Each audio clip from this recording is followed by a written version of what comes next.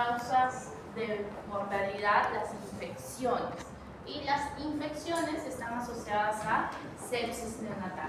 Entonces, sepsis neonatal entra dentro de las 4 o las 3 causas más frecuentes de mortalidad, que es prematuridad, asfixia, malformaciones e infecciones o sepsis.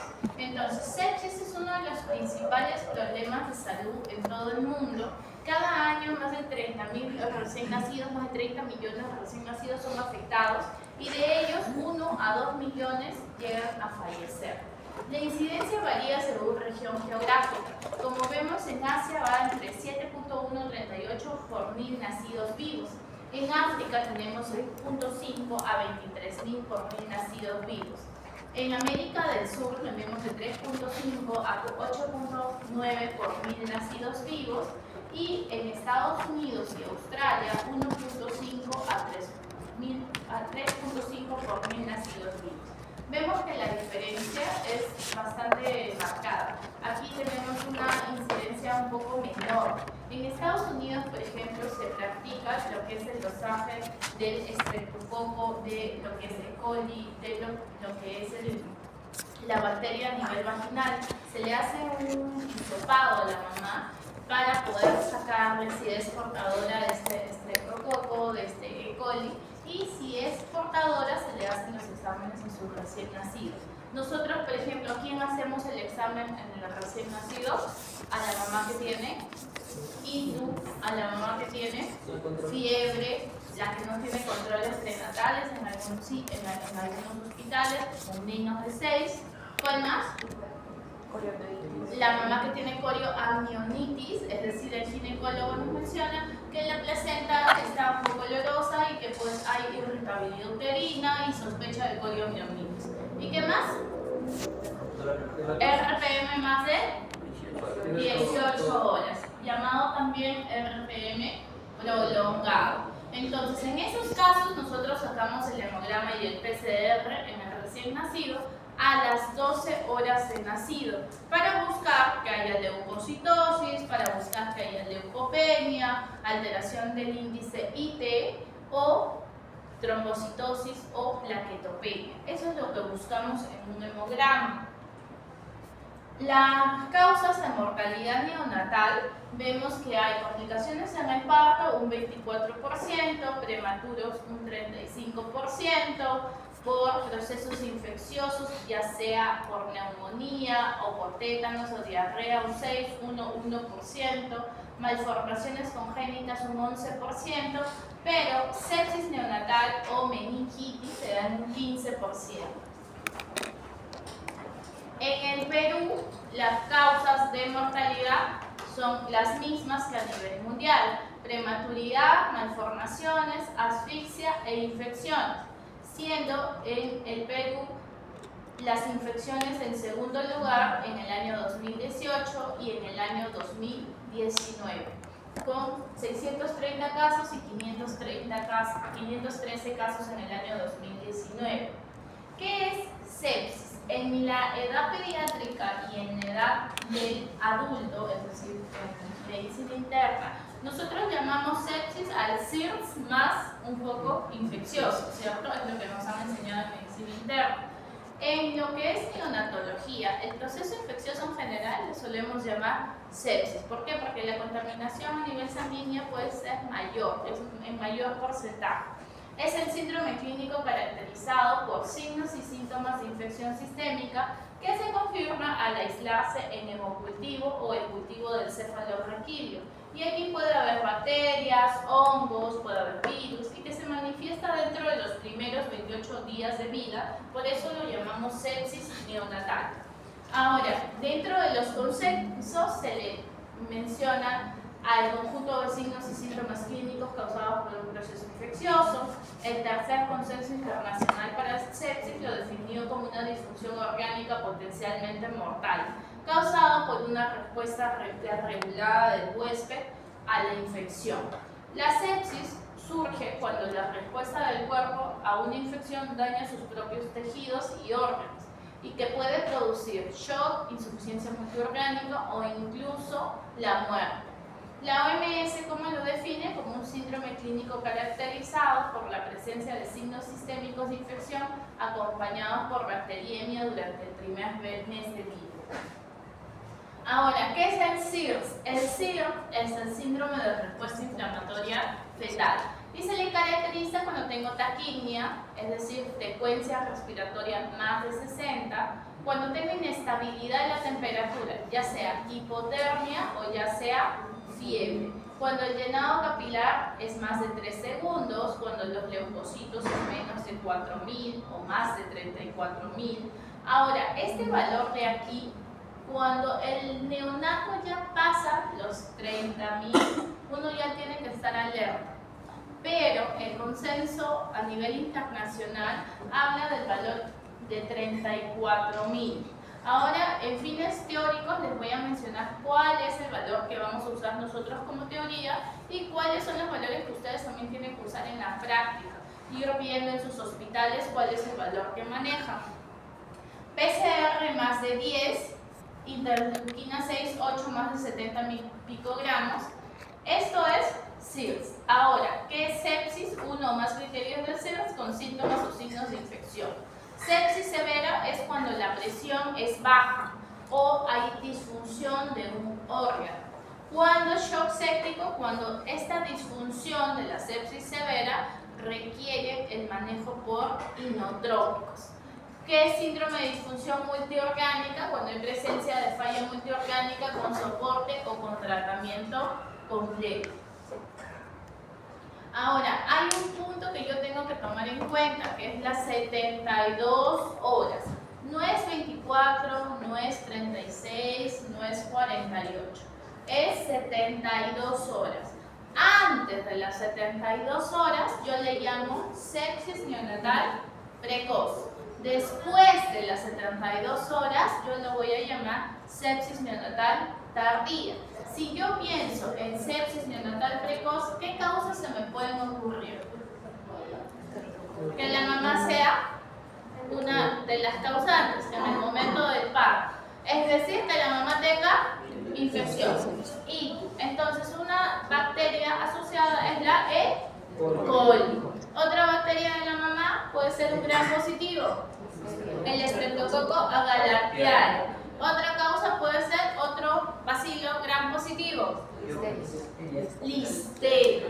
¿Ya? Entonces puede ser un gram negativo, que es E. coli, puede ser un coco positivo, que es Streptococcus agalactiae, y puede ser un bacilo gram positivo, que es Listeria. ¿Ya? ¿Por qué les menciono cómo es? Porque en algún caso clínico de un examen de accidentado le ponen todo lo que es el tema de paciente, neonato, con tal. En el hemocultivo salió un gram negativo.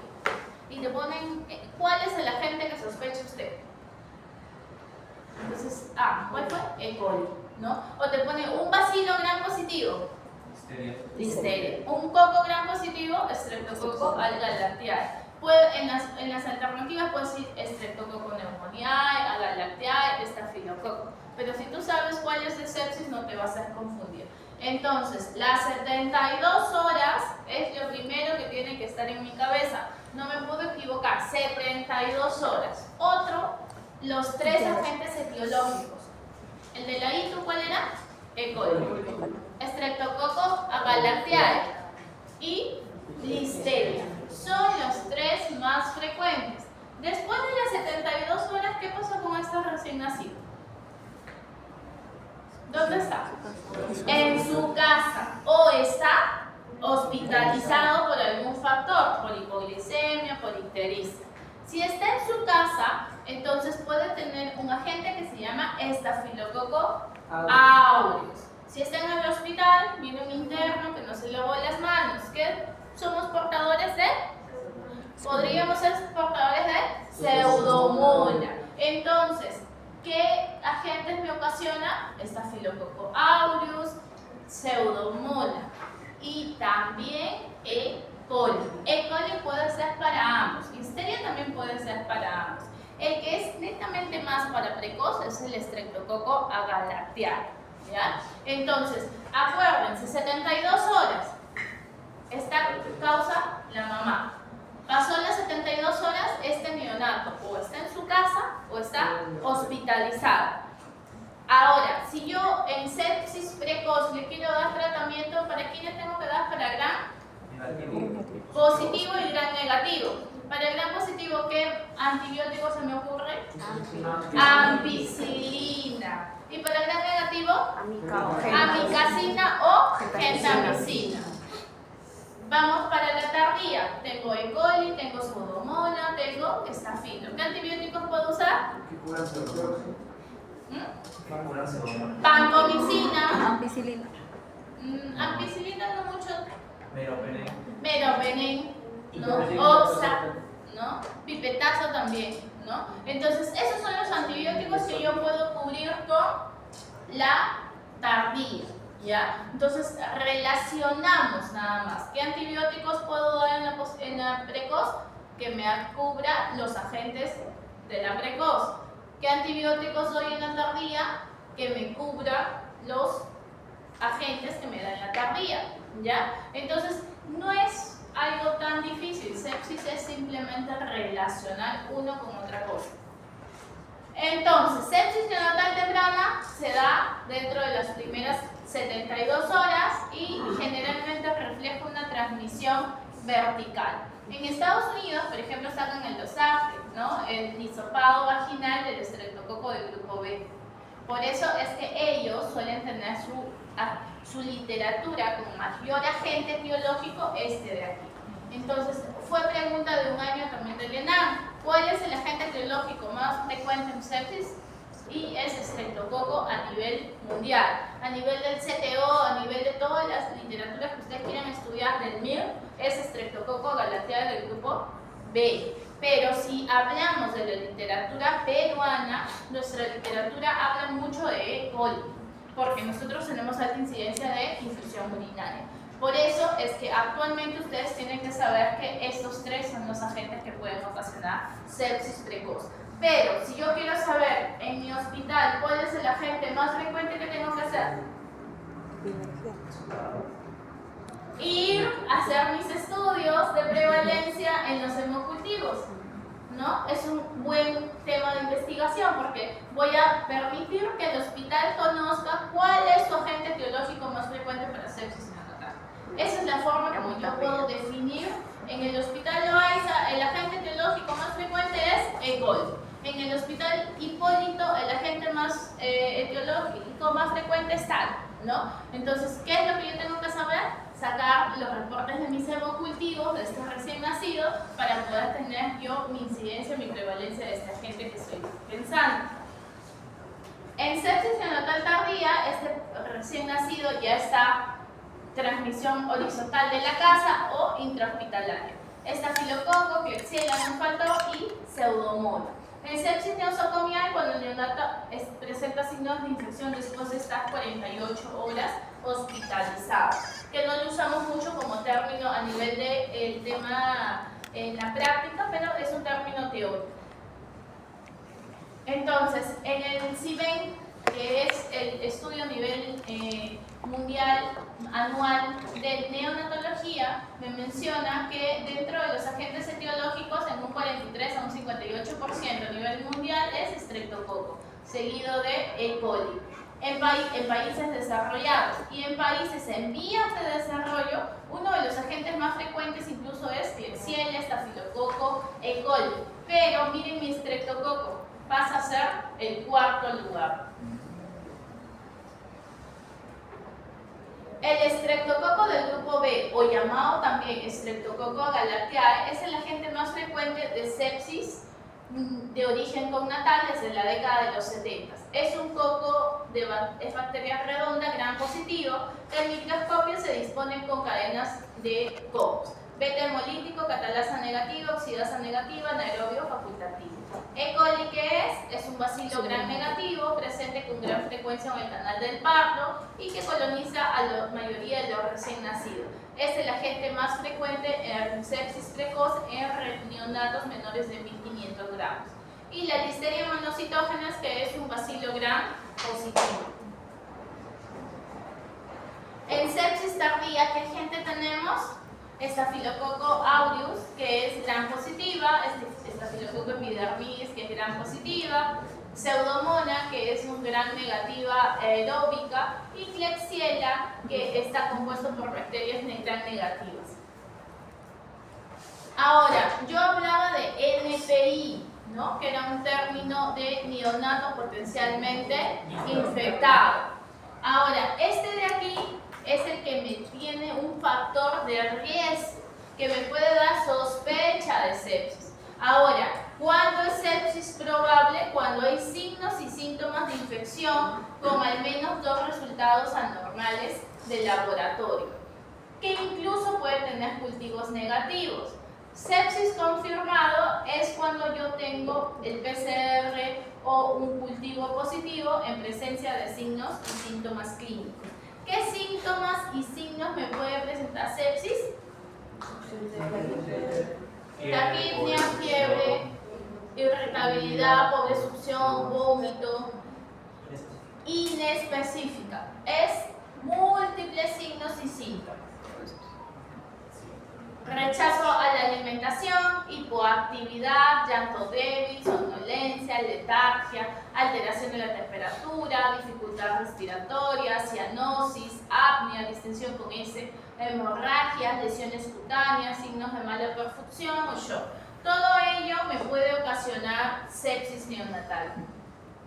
A nivel respiratorio, si yo tengo un paciente con taquipnia, solo con taquipnia, ¿qué habíamos dicho que teníamos que pensar? ¿Qué podría ser? El síndrome de disnea respiratoria encabezando taquipnia transitoria de recién nacido. O puede ser también, si es que tiene líquido meconial, SALA. Si hay proceso infeccioso, neumonía, ¿cierto? O si es prematuro, Chiari. Ya, entonces si mi paciente tiene taquipnia, yo pienso síndrome de distrés respiratorio. ¿Otra causa? Malformaciones congénitas. No tiene malformaciones. Cardiopatías. Metabólicas. Alteraciones metabólicas como hipoglicemia. Entonces yo tengo que sacarle el HGT. 3. Infección, sepsis. 4. Cardiopatías. ¿Ya? Entonces yo veo paciente con distrés respiratorio con taquipnia, puedo pensar esas cuatro opciones: hipoglicemia, proceso infeccioso como sepsis, distrés respiratoria con una de sus 4 causas, o cardíacas, ¿cierto? Problema cardíaco, es decir, las cardiopatías congénitas acianóticas, si es que el paciente no está desaturado. Entonces, la parte respiratoria me puede dar causa infecciosa dentro de lo que lo está ocasionando. A nivel cardiovascular, el paciente puede tener taquicardia, hipoperfusión, hipotensión. Si es que hay taquicardia, puedo pensar en sepsis. Alteraciones de la termorregulación es la alteración más frecuente de sepsis neonatal, ya sea hipotermia o ya sea hipertermia. Es decir, paciente con alteración de la temperatura, ya sea hipotermia o fiebre, es el signo clínico más característico de la sepsis neonatal. Si bien es inespecífico, porque cualquiera puede dar sepsis, la alteración de la temperatura es lo más característico de la sepsis. A nivel gastrointestinal puede tener alimentación pobre, puede tener residuo gástrico, puede tener deposiciones líquidas, diarrea, puede tener ictericia, hepatomegalia. A nivel neurológico puede tener incluso la fontanela abombada. Pero si tiene la fontanela abombada, pienso más en un tema de meningitis, ¿ya? Irritabilidad, pobre succión. A nivel metabólico, una disglicemia, es decir, una hipoglicemia o una hiperglicemia también puede ser causa de sepsis. Y la acidosis metabólica en otro caso. Ahora, ¿qué exámenes de laboratorio inicio pidiendo? Hemograma y PCR. En el hemograma generalmente se le pide a las 12 horas de nacido. ¿Por qué? Porque está teniendo un periodo de adaptación. Y yo tengo que ver 3 células: leucocitos, plaquetas y el índice IT. En leucocitos puedo ver leucopenia o leucocitosis.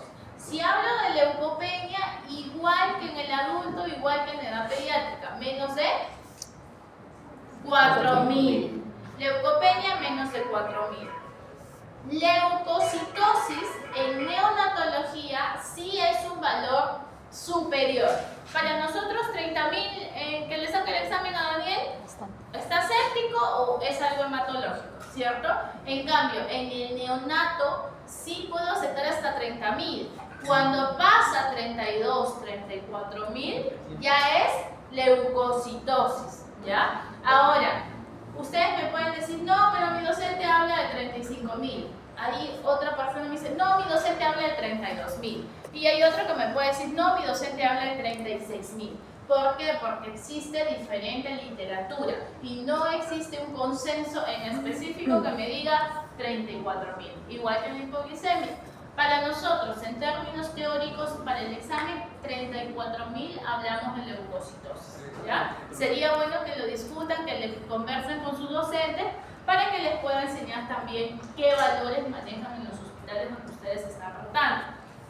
¿Qué más hablo? Hablo de el índice IT, que es el índice de inmaduros sobre los totales.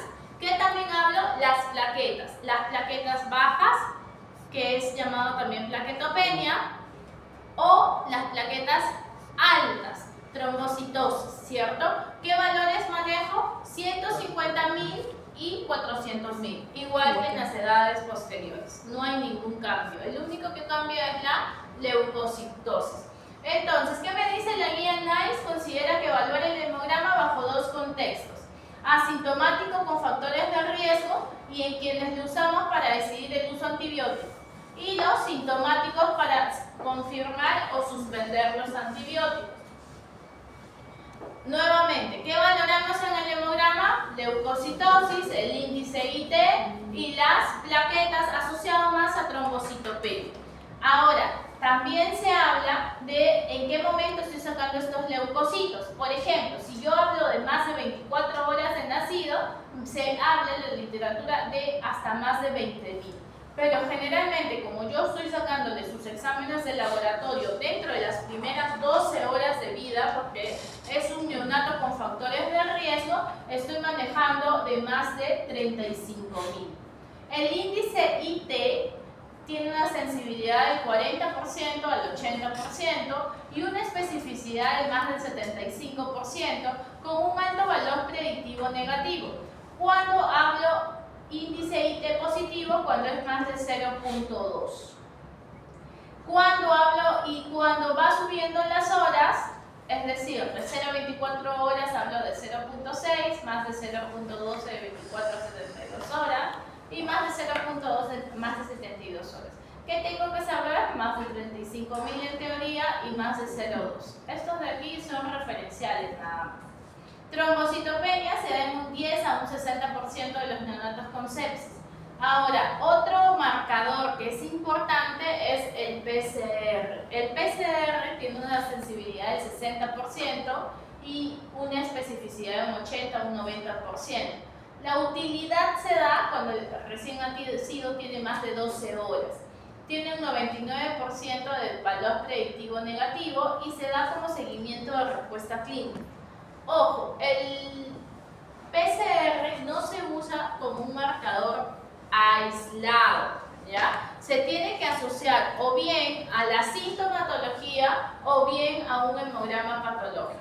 Quiere decir que si yo tengo un PCR positivo, ¿voy a iniciar antibiótico? No. Si no hay clínica, puedo valorar, sacarle un control a las 12 horas de sacado este examen o a las 24 horas de nacido, según criterio clínico. O también puedo decir, no es característico para que yo inicie antibióticos solo con un PCR. Puedo volver a repetir esta prueba, ¿ya? El PCR, si yo hablo de miligramos sobre decilitros, es más de 1, ¿ya? Si hablo sobre miligramos sobre litro, es más de 10. Dependiendo de los valores referenciales que se maneja en el hospital donde estamos. La procalcitonina es un examen que no maneja el Ministerio de Salud, pero sí lo maneja, por ejemplo, Salud. Hablamos de procalcitonina porque tiene menos utilidad y menos el recién nacido de 12 horas. Y controlamos cuando es más de 0.6 nanogramos por mililitro. Ahora, el cultivo de sangre depende mucho del laboratorio donde yo estoy manejando. Generalmente es mi gol estándar, es el que me va a decir si es o no es. Pero los datos sugieren que yo requiero 1 mililitro como mínimo de sangre para poder tener un cultivo fidedigno. Cuando yo hablo de 0.5 mililitros de sangre no es de manera confiable si es que hay bacteriemia. Hasta el 25% de los recién nacidos con sepsis tiene bacteriemia de bajos recuentos de leucocitos. Ahora, este cultivo de hemocultivo es el gol estándar. Por ejemplo, en mi hospital se necesitan 5 mililitros de sangre, que es bastante. Por eso es que depende mucho el laboratorio donde tú estés manejando. Y el hemocultivo es el que te va a decir qué agente es y si el tratamiento que le estás dando es el indicado. Ahora, ¿qué factores de riesgo tengo para sepsis temprana? RPM más de 18 horas, fiebre, colonización por estreptococo del grupo B, líquido amniótico purulento, coriomiomnitis. Se habla de edad adolescente como un factor de riesgo para sepsis neonatal precoz. Recordar que el estreptococo grupo B es el más frecuente en colonización vertical. Literatura de Estados Unidos en el año 2021. Actualmente sigue siendo el agente etiológico más frecuente.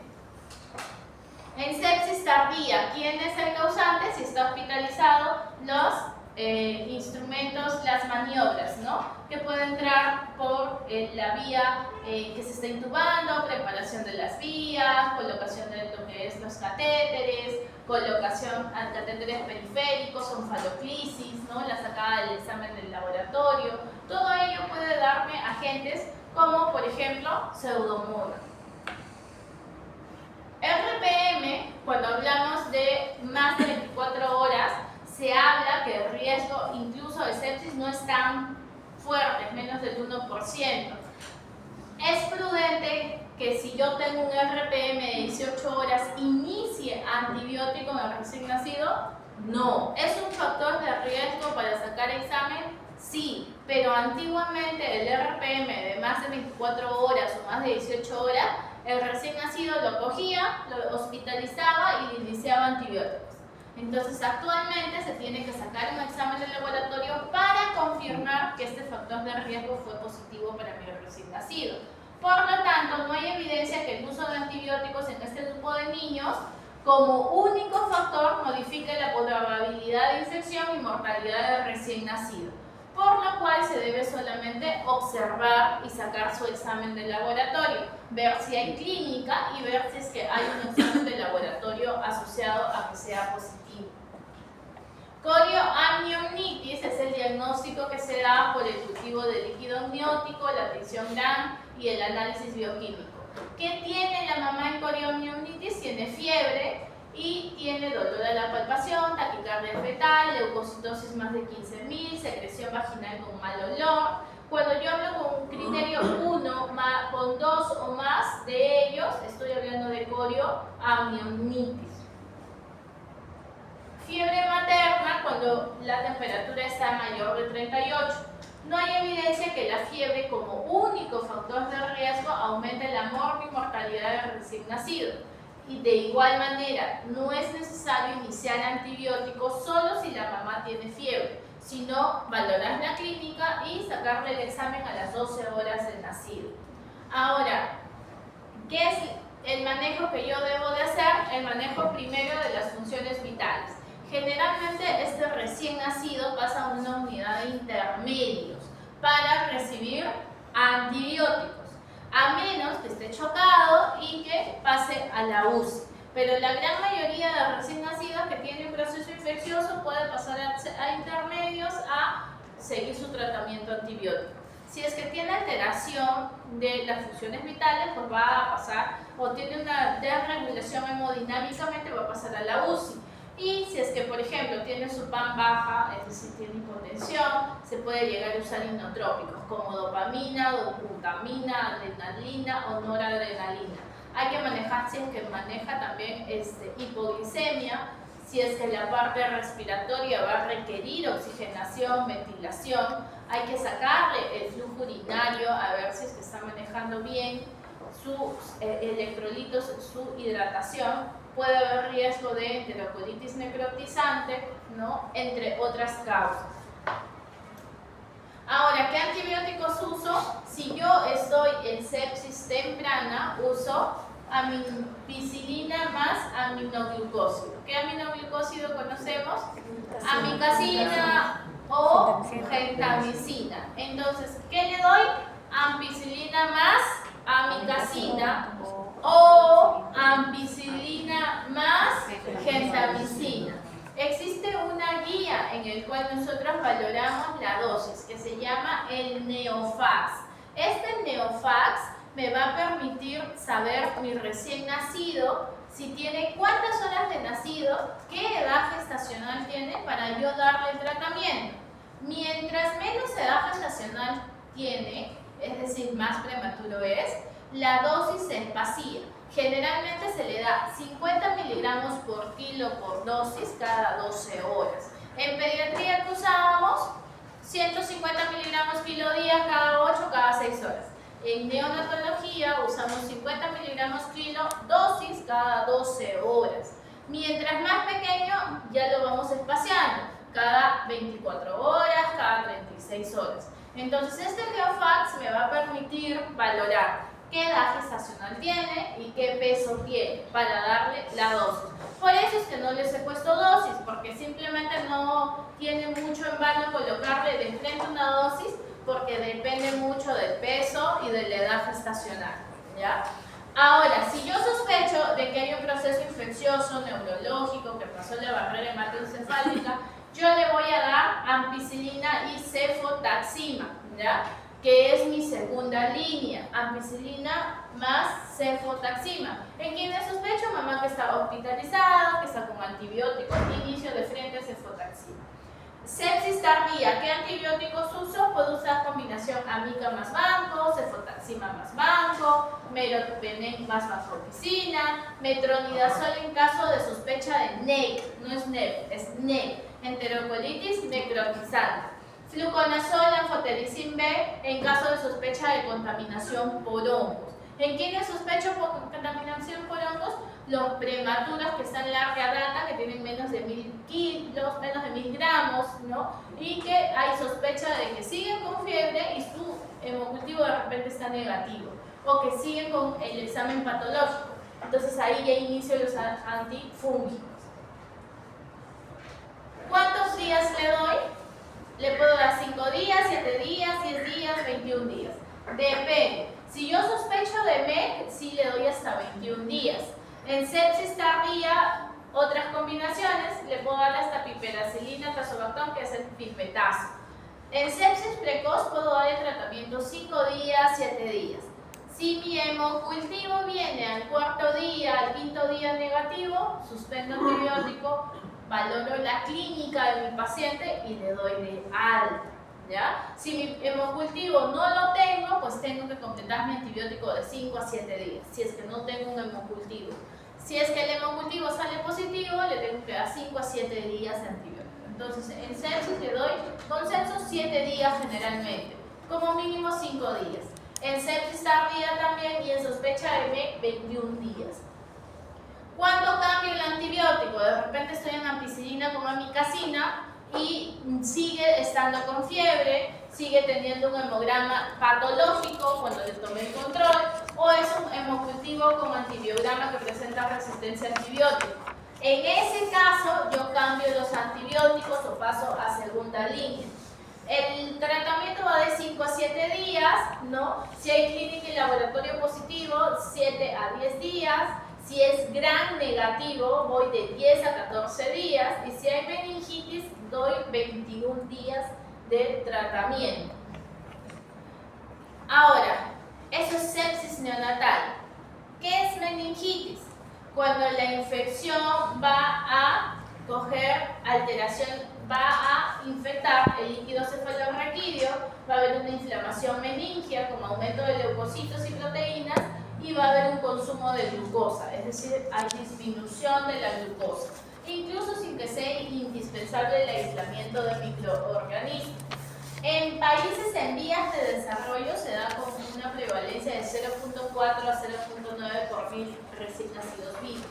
La letalidad va entre un 25 a un 42%. El germen que suele aislarse se suele aislar en un 46% de los casos. La mayor mortalidad está asociada a bacterias gram negativas y los varones, así como los prematuros y los muy bajo peso al nacer, suelen ser los más susceptibles a estos procesos infecciosos. Se ocurre entre el 10 al 20% de bacteriemia, el uso de tubos endotraqueales, catéteres venosos central, cateterismo umbilical, incrementa el riesgo de meningitis. Puede haber diseminación hematógena, que es la sangre en el espacio subaracnoideo, es la parte más frecuente de la fisiopatología, o puede haber una disrupción mecánica mediante la fractura o la extensión directa del oído, las células mastoides. ¿Qué sintomatología tiene? Inespecífica, sin embargo, con mayor prevalencia, con mayor sintomatología neurológica. Letargia, irritabilidad, abombamiento de la fontanela anterior y convulsiones. Entonces, nuevamente, yo tengo un recién nacido con convulsión. ¿Qué sospecho? En cabeza, meningitis. ¿Qué más? Hipoglicemia. ¿Qué más? Hiponatremia. Alteraciones electrolíticas como hiponatremia. ¿Qué más? Pregunto el Apgar para valorar si es que no ha tenido asfixia perinatal. Entonces, mi recién nacido que viene convulsionando, le tengo que sacar su glucosa, sus electrolitos, su hemograma y su PCR. Perdón. Y valorar sacarle la punción lumbar. ¿Qué agentes etiológicos pienso? De igual manera. Streptococcus galactiae, E. coli, Listeria, Klebsiella, Staphylococcus, Serratia, ¿no? En sepsis precoz, el peso menor de 1500 es un factor bastante importante. ¿Y cómo diagnostico? Mediante la punción lumbar. Todo paciente con sospecha de sepsis o con sepsis tardía, puedo yo realizarle la punción lumbar.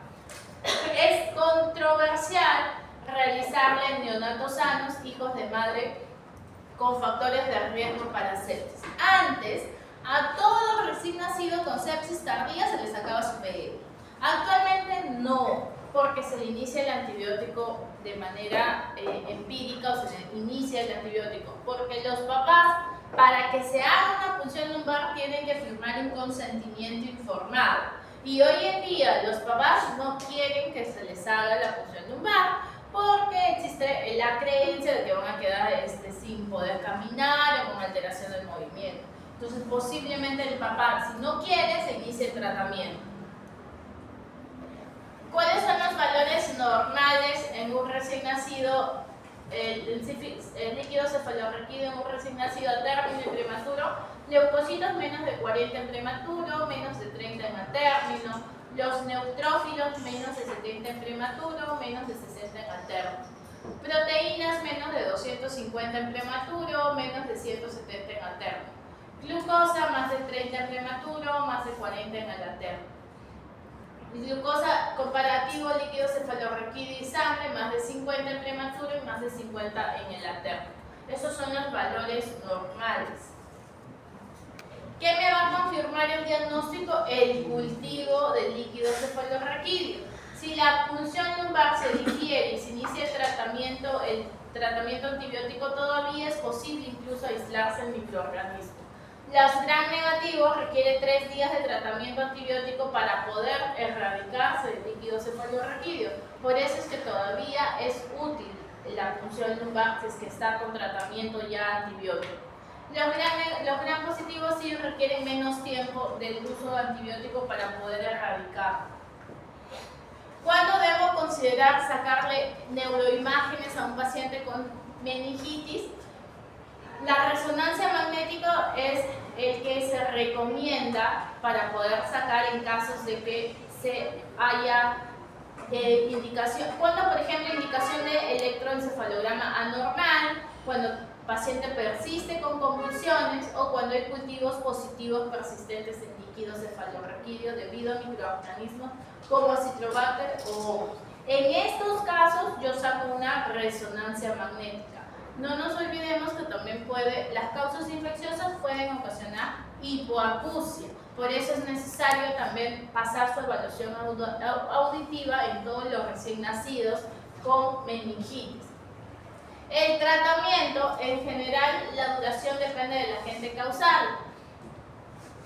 La bacteriemia no complicada 7 días, sepsis y neumonía 7 a 10 días y meningitis se reporta siempre como hasta 21 días de tratamiento. ¿Cuál es el tratamiento? Si yo hablo de meningitis de inicio precoz, generalmente se prefiere ampicilina más cefotaxima. No uso ceftriaxona en pacientes menores de un mes, ¿ya? No uso ceftriaxona, solo uso cefotaxima, que aquel que me va pasando la barrera hematoencefálica.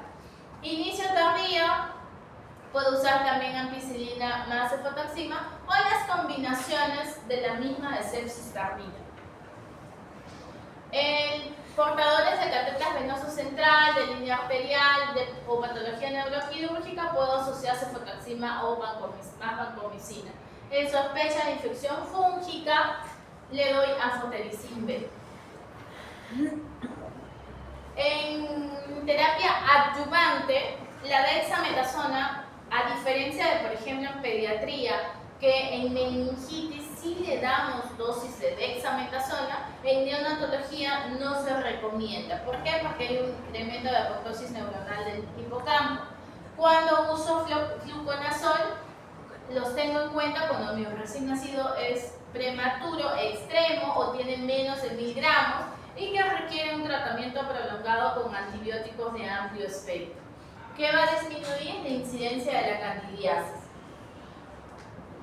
¿Qué factores están asociados a un peor pronóstico en meningitis o en bacteriemia neonatal? Los muy bajo peso al nacer, cuando hay disminución de la perfusión, cuando se requiere el uso de inotrópicos, cuando el paciente tiene convulsiones y ha pasado 12 horas de tratamiento o más de 12 horas, cuando sigue habiendo cuando hay leucopenia, cuando hay proteínas del líquido cefalorraquídeo más de 300 o cuando hay una lectura anormal del electroencefalograma. Esto me va a ocasionar un peor pronóstico, es decir, un paciente que puede llegar a la muerte. ¿Alguna pregunta con sepsis o con meningitis? Doctora, en el caso si un recién nacido se infecta con bacterias zoster, ¿se le daría igual su tratamiento con aciclovir o en qué esos casos que se? Sí, es que en lo que es varicela está dentro de lo que es TORCH y lo vamos a ver la otra semana. No es igual que sepsis. ¿Puede explicar el índice de IT? Ah, sí. Inmaduros sobre totales. Ah. ¿Drosophila?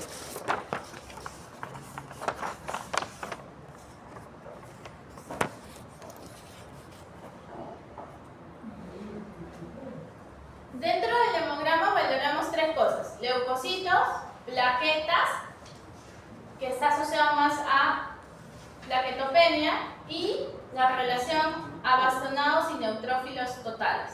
¿Ya? Cuando esto es mayor de 0.2 es el índice IT, que es el que está aquí, que se menciona aquí, el IT, que es abastonados sobre neutrófilos totales. Entonces busco mis abastonados y mis neutrófilos totales y lo divido. Abastonados sobre neutrófilos totales. Si es mayor de 0.2 es positivo. Ese es mi famoso índice IT. Inmaduro sobre total, ¿no? Ya, gracias. ¿Alguna pregunta más con meningitis o con sepsis? ¿Ya han visto casos clínicos en su hospital donde rotan? Sepsis. que no? No mientas. Le voy a decir. Le voy a decir a tu docente. No has visto. Pero ustedes llevan con docentes que son neonatólogos. Algunos. Sí, sí, pero No, Ya ¿qué es eso? ya estudias ¿cómo estabas y te dicen? uno que estaban destacando las sepsis y el que Ya, bueno, pues son Pediatría. pediatras ya, porque ellos ven más pediatría. Pero hay docentes La que vida me han pasado sus notas y me han puesto neonatólogo. Entonces ellos sí o sí. Por ejemplo, usted joven que se le ha abierto la puerta está llevando con un neonatólogo. ¿Y no ha visto sepsis? Así, siguiendo. Literal. Sí. Botan. Pero sí les comento algo. Al menos en mi hospital, la práctica antes todo era sepsis neonatal y los hospitalizábamos. Y como no teníamos hemocultivo, porque era 5 mililitros y el hemocultivo en laboratorio te aceptabas con fiebre, ¿no? Y tenías tú que esperar completar 5 a 7 días. Y antes de lo que saliera el CIBEC, las guías NICE, solo con PCR se hospitalizaba. Entonces habían más casos de sepsis. Hoy en día no hay muchos casos de hospitalización con sepsis. Si vemos el reporte de hace 6 años o 5 años, con la actualidad, la incidencia ha bajado bastante. No hay muchos casos. No vemos en nuestro día a día el diagnóstico sepsis neonatal. Ictericia sí sigue habiendo un montón. Hipoglicemia, menos. Pero sepsis, hoy en día hay menos casos. ¿Por qué? Porque valoramos no solamente un PCR positivo, sino un PCR positivo asociado a clínica. Es decir, que el paciente presente sintomatología. Ahora, hemocultivos positivos hay que valorar si hay o no hay en los hospitales, porque muchas veces, yo inicié tratamiento antibiótico por sepsis, pero al final mi hemocultivo negativo. ¿Ya? Entonces eso hay que ver en los hospitales donde estamos cuál es el agente etiológico más frecuente que se valora, ¿no? Ustedes ya saben que hay 3, Listeria, E. coli, Streptococcus galáctea. Aquí, ¿qué prevalencia hay de qué agente etiológico estamos hablando más? ¿No? Incluso en algunos hospitales, cuando hay listeria, se cierra la unidad, ¿no? Han visto de repente unidad de UCI de Cayetano no cerrada, ¿no? Hubo contaminación, ¿no? Entonces, incluso llegan a cerrarse algunas unidades para no contagiar a los otros recién nacidos. O cuando empiezan a fallecer 1 o 2, pues hubo contaminación y se cierra la unidad hasta desinfección. Entonces traten de ver la historia clínica de una sepsis neonatal, es decir, en la práctica, y vean cómo usan el antibiótico, ¿no? Y si es que tienen un hemocultivo positivo, ideal para que ustedes puedan ver qué agente y qué antibiótico es sensible o no es sensible. Doctora, ¿el volumen de sangre que se pide es 5 o es 1? No, es 1. Es que depende mucho del laboratorio y de las máquinas que tengan para procesar el examen. Doctora, pero puede ser que todo ese tiempo los casos de sepsis eran así menores como los de ahora, solo que anteriormente trataban por el PCR. Antes, por ejemplo, solo PCR positivo o leucocitos altos, ya. Pero muchos de esos no eran sepsis. Un gran porcentaje de las sepsis. Gran porcentaje. Pero no te vas a arriesgar a no hospitalizarlos en ese caso. No sabes hasta salir del hemocultivo, que te da en 3 días generalmente, a 5 en algunos lugares.